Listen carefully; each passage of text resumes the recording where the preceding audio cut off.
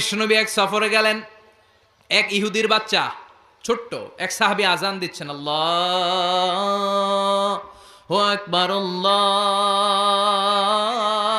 আকবার আল্লাহু আকবার আল্লাহু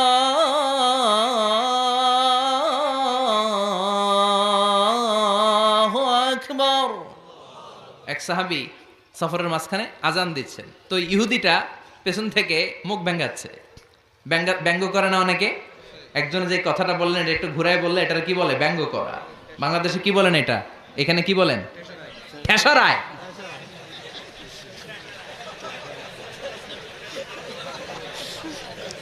ঠেসারায়।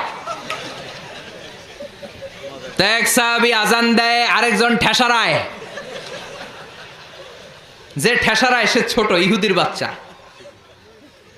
সাহাবী আজান দেয়, এক গাছের ঝোপঝাড়ের পেছন থেকে ইহুদির একটা ছোট্ট ছেলে ঠেসারায়। বিশ্বনবী বললেন, এটারে ধর। দুই সাহাবী ছোট্ট বাচ্চাটারে ধরে আনলেন। বিশ্বনবী ছোট্ট বাচ্চাটার মাথার চুলের ঝুটির মধ্যে ধরলেন, চুলে সামনের এই জায়গা আছে না, এটা বলে নাসিয়া, এই নাসিয়ার মধ্যে ধরলেন। বিশ্বনবী বললেন, নাম কি? কি করস? ঠেসারাইলি কেন? ছোট্ট ছেলে বলে, মাফ করে দেন। বিশ্বনবী বললেন, না, তোর মাফ নাই, যেহেতু তুই ঠেসারাইলি। আমার সাহাবী যেমনি আজান দিছে তুইও দে। কয় আমি দিব না। কয় তুই দিবি না, তোর বাপে দিব, দে। ঠেসারাইলি কেন? এবার বিশ্বনবীও ছাড়ে না, ভয়ের চোটে ওই ছোট্ট ইহুদির বাচ্চা আজান দিচ্ছে, আল্লাহু আকবার আল্লাহু আকবার আল্লাহু আকবার আল্লাহু আকবার আশহাদু আল্লা ইলাহা ইল্লাল্লাহ আশহাদু আল্লা ইলাহা ইল্লাল্লাহ। এরপর আর করে না, এরপরে আর, কারণ ইহুদিরাও আল্লাহরে মানে কিন্তু নবীরে মানে না। কারণ এরপরে আছে আশহাদু আন্না মুহাম্মাদার রাসূলুল্লাহ সাল্লাল্লাহু। বিশ্বনবী আবার মাথার চুল ধরে টান দিলেন, ক ঠেসারাইলি কেন? ইহুদির ছোট্ট ছেলেটা এবার বয়ের ছোটকে আমার মাইরা ফালাইবো। বয়ের ছোট এবার মুহাম্মাদার রাসূলুল্লাহ সুবহানাল্লাহ পড়ে।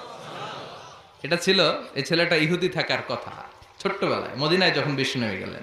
এরপরে শেষ জীবনে সে কালিমা পড়ে মুসলমান হয়েছে, আলহামদুলিল্লাহ। কোন কালিমা পড়ে মুসলমান হওয়ার পরে বিশ্বনবী তার মাথার চুল ধরে যেরকম টান দিছিলেন আর বলছিলেন, ঠেসারাইলি কেন? আজান দে। মাথার সামনের যে অংশে তিনি চুলে খাপ করে ধরেছিলেন, ওই সাহাবী ইহুদি থেকে কালিমা পড়ে সাহাবী হওয়ার পরে বিশ্বনবীর ধরা ওই চুলগুলো তিনি জীবনও কাটেন নাই। এই সাহাবী ডান দিক দিয়ে চুল কাটে, বাম দিক দিয়ে কাটে, পেছন দিয়ে কাটে, সামনের চুল কাটে না। সামনের চুল বড় হতে হতে মহিলাদের মতো এত বড়, পেছনে কোনো চুল নাই, ডানে বায়ে চুল নাই।